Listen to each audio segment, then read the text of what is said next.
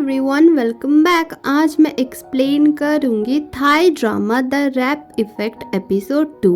तो चलिए शुरू करते हैं। एपिसोड की शुरुआत में एलेक्स को एक चर्च में उसके मॉम के साथ दिखाया जाता है। वो अपने मॉम को बोलता है, मॉम पता नहीं मेरे साथ क्या हुआ, मैं 10 साल एकदम आगे आ गया हूँ। उसकी मॉम गुस्सा करती है, बोलती है तुमने मेरा प्रॉमिस तोड़ दिया, इसीलिए तुम्हें पनिशमेंट मिली है। और वो कैमरा निकाल के उसे डराने लगती है और वो डर के बहुत जोरों से चिल्लाता है। वो तो ये सब सपना देख रहा था। वो हॉस्पिटल में था और उसके साथ आर्मी था और आर्मी भी उसका एक कलीग डॉक्टर था और आर्मी उसके साथ बहुत ही ज्यादा चिपक रहा था और वो बहुत ही ज्यादा घबरा जाता है। आर्मी बार बार उसे किस करने लगता है। नर्स हंस के बोलती है, हमें तो लगता है आप दोनों इतने क्लोज है, शायद आप लोग डेट कर रहे हो। वो बोलता है, छी कभी नहीं। वो घबरा के बाहर आने लगता है और सब लोग उसे डॉक्टर डॉक्टर बोल के ग्रीट कर रहे थे। हर जगह उसे अपना पोस्टर नजर आता है। वहाँ पे लिखा था कि वो नंबर 1 गायनोकोलॉजिस्ट है और ये सब देख के वो बहुत ही ज्यादा डर जाता है। तभी उसे एक मैसेज आता है। वहाँ पे लिखा था फ्रेंड्स विद बेनिफिट और वो बोलती है कि मैं तुमसे कल रात मिलने आ रही हूँ। वो बोलता है पता नहीं ये कौन है।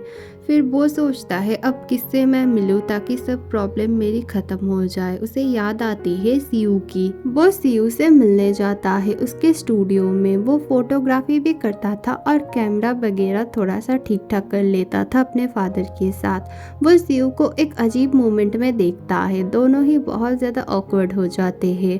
फिर सीयू बहुत ही ज़्यादा गुस्से में आ जाता है और उसे पीटने लगता है। बोलता है तुम बहुत ही बड़े धोखेबाज हो, यहाँ से निकल जाओ, तुम्हारी हिम्मत कैसे हुई मेरे सामने आने की। वो बोलता है लेकिन मैंने किया क्या है, हम दोनों तो बेस्ट फ्रेंड्स थे ना।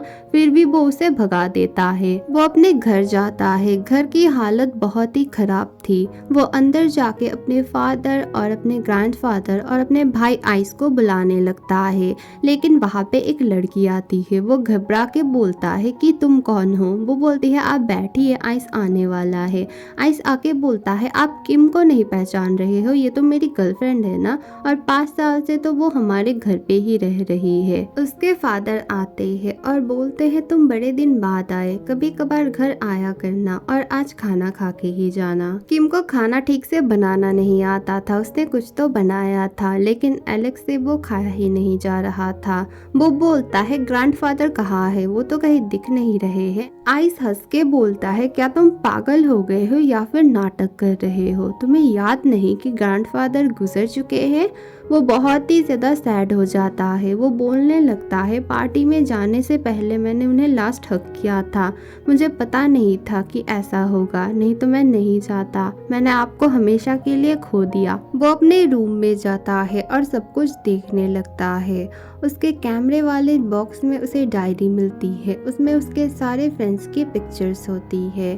फिर उसे कुछ पिक्चर्स मिलती है जो इंस्टेंट कैमरा से खींचा गया था, लेकिन वो सब पिक्चर्स उसने कभी भी नहीं खींचा था। और उसमें एक ऐसी पिक्चर थी आज जब वो सीयू से मिलने गया था, वैसी हालत में उसकी पिक्चर थी। वो देख के हैरान हो जाता है। वो सीयू से मिलने जाता है। सीयू उस पे बहुत ही ज्यादा भड़क जाता है और गन निकालता है। एलेक्स की तो हालत ही खराब हो जाती है, लेकिन उस गन से ना पानी निकलता है और एलेक्स बार बार बोलता है मेरे पास एक सबूत है, तुम्हें मैं विश्वास दिला सकता हूँ कि मेरे साथ क्या हुआ है। वो उसे सब कुछ बताता है कि वो 10 साल एकदम आगे आ गया है। और पिक्चर देख के सीयू भी बहुत ही ज्यादा हैरान हो जाता है कि 10 साल पहले ये पिक्चर कहाँ से आया, क्या तुम कोई एलियन हो। वो बोलता है नहीं। फिर वो बोलता है क्या तुम कोई दूसरे डायमेंशन से आए हो। वो बोलता है नहीं। फिर वो बोलता है हमें किसी एक्सपर्ट के पास जाना होगा और वो है मेरे डैड। और सीयू के डैड तो बहुत ही अजीब थे। वो जो बोल रहे थे कुछ भी समझ नहीं आ रहा था उन दोनों को बस ये समझ आता है कि जो कुछ भी हुआ है इस कैमरे के वजह से ही हुआ है। एलेक्स बोलता है मुझे निम से मिलना है। वो घबरा के बोलता है हाँ चलो मिल लेते हैं। निम एक ट्रेनर बन गई थी और एलेक्स को देख के वो बहुत ही ज्यादा भड़क जाती है। वो उसे गाली देना शुरू करती है। सीयू बोलता है तुम्हें उसे कुछ बताना है, बहुत ही इम्पोर्टेंट। वो बोलता है नहीं, इस धोखेबाज से मुझे कुछ भी नहीं सुनना है और तुम भी इस धोखेबाज के साथ क्यों घूम रहे हो। और वो सबको बोलती है कि एलेक्स को बहुत ज्यादा पीटना शुरू करो। सीयू एलेक्स को फंसा के साइड में खिसक जाता है। जैसे तैसे एलेक्स बेचारा अपनी जान बचा के भागने लगता है और उसके पीछे सब लोग भागने लगते हैं। वो एक जगह पे छुप जाता है। वो सीयू को बोलता है तुम मुझे यहाँ पे क्यों लाए हो, इस जमाने में क्या चल रहा है मुझे कुछ भी नहीं पता है, लेकिन तुम्हें तो पता है ना, तुम्हें पता था ना कि निम इतना ज्यादा भड़की हुई है। सीयू बोलता है हाँ मुझे पता था कि वो गुस्सा है, लेकिन इतना है ये नहीं जानता था। एलेक्स बोलता है पता नहीं मैंने क्या कर्म किए थे कि सब लोग मुझ पे गुस्सा ही है, अब पता नहीं मैं क्या करूँगा, मेरे साथ क्या होगा, हे भगवान मैं कहाँ जाऊँ। सीयू बोलता है अब तो फिलहाल तुम अपने कॉन्डो में जाओ। वो बोलता है मेरे पास कॉन्डो भी है। वो अपने पॉकेट में एक कार्ड की देखता है, फिर वो वहाँ पे जाता है और हैरान होके इधर उधर देखने लगता है। उसे वो जगह पसंद आती है। वो देखता है एक लड़की के कपड़े और चीजें पड़े हुए थे और फूल बिछाया हुआ था। वो फूल तक जाता है और देखता है एक लड़की बैठी हुई थी और वो थी कैट। वो देख के बहुत ही ज्यादा हैरान हो जाता है। वो बोलती है मैंने बोला था ना कि मैं मिलने आऊंगी। एलेक्स समझ जाता है कैट ही उसकी फ्रेंड्स विद बेनिफिट है। वो घबरा जाता है। कैट उससे रोमांस करना शुरू करती है, लेकिन वो बहुत ही ज्यादा घबरा रहा था और बार बार उसे रोक रहा था। फिर वो वॉशरूम जाता है और उसके अंदर का एविल साइड उसे बोलता है ये तुम्हारी ड्रीम गर्ल है, ये तो तुम्हें कभी सपनों में भी भाव नहीं देती और ये तुम्हें मिल गई है, इस मौके का तुम्हें फायदा उठाना चाहिए। वो बोलता है हाँ ये मेरी ड्रीम गर्ल है, मैं अभी उसके पास जाता हूँ। वो भी उसके पास जाके रोमांस करना शुरू करता है।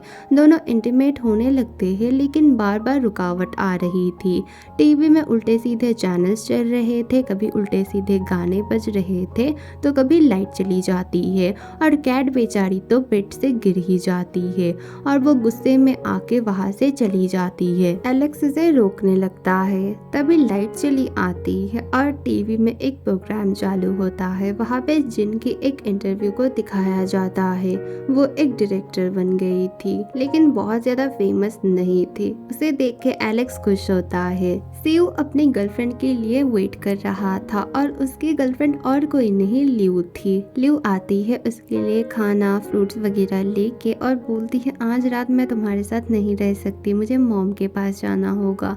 वो बोलता है हम बहुत दिनों बाद मिल रहे हैं, थोड़ी देर तो रुक जाओ ना। सीयू को बस हमेशा रोमांस करना होता है और इंटीमेट होना होता है और इस सब से ल्यू बहुत ही परेशान है। फिर भी बेचारी रुकने के लिए मान ही जाती है। एक्चुअली वो सीयू से बहुत प्यार करती थी। सुबह एलेक्स सो रहा था और उसके पास आर्मी आता है और उसे चिपकने लगता है। वो बहुत ही ज्यादा घबरा जाता है, उसे डांटता है कि तुम मेरे कॉन्डो में क्या कर रहे हो। आर्मी बोलता है तुमने ही तो मुझे काट की दिया है ताकि लेट नाइट पार्टी करने के बाद तुम अगर सुबह उठ भी ना पाओ फिर भी मैं तुम्हें हॉस्पिटल ले जाऊँ, क्योंकि तुम एक दिन भी अपना ड्यूटी मिस नहीं करना चाहते हो। वो बोलता है नहीं आज मुझे नहीं जाना, मैं आज ऑफ ले रहा हूँ। आर्मी बहुत ही ज्यादा हैरान होता है क्योंकि पहली बार एलेक्स ऑफ ले रहा था। एलेक्स सीयू को अपने और कैट के बारे में बताता है। वो बोलता है वाओ तुम्हारे तो मजे है, कैट जैसी लड़की और तुम कभी हो ही नहीं सकता। फिर वो पूछने लगता है कि असल में उस दिन पार्टी में क्या हुआ था, मुझे तो कुछ भी याद नहीं है। ऐसा मैंने क्या किया कि मुझे ऐसी पनिशमेंट मिल गई और मैं यहाँ आ गया। सीयू बोलता है बेटा तुमने उस दिन बहुत पाप किए थे, तुम तो स्कूल में एकदम फेमस हो गए थे उस रात के बाद। वो बोलने लगता है तुम जब ड्रंक होके आए बाहर उसके बाद तुम उल्टी दिशा चलने लगे, तुम तो जिनके बारे में एकदम भूल ही गए थे। वो बेचारी तुम्हारा वेट कर रही थी और तुमने सबसे पहले कैट को किस किया था। फिर पता है तुमने क्या किया था, तुमने निम की गर्लफ्रेंड यानी कि मॉली को किस किया था। वो बहुत ही ज्यादा हैरान होता है। वो बोलता है मैं तो उसे सिस्टर मानता था ना। एलेक्स बोलता है ओ इसीलिए मुझे पनिशमेंट मिली है इतनी बड़ी, लेकिन इतनी बड़ी गलती तो नहीं थी ना। सीयू बोलता है इसकी वजह से नहीं, तुम इंटीमेट हुए थे शायद किसी के साथ, लेकिन मुझे पता नहीं वो कौन है और तुमने अपने मॉम को प्रॉमिस किया था कि 18 के होने से पहले तुम ये सब नहीं करोगे। और तुम्हारी रिंग कहाँ है। वो बोलता है हाँ वो रिंग नहीं मिल रही है, पता नहीं किसके पास है।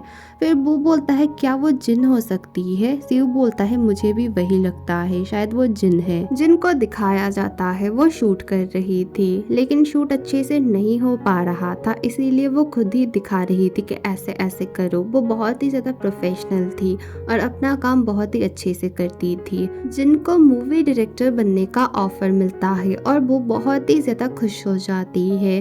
तभी उससे एलेक्स मिलने आता है और वो एलेक्स को देख के बहुत ही ज़्यादा गुस्से में आ जाती है। एलेक्स बोलता है मैं बहुत ही खुश हूँ, तुमने बोला था कि तुम डायरेक्टर बनोगी और तुम बन भी गई, कॉन्ग्रेचुलेशन।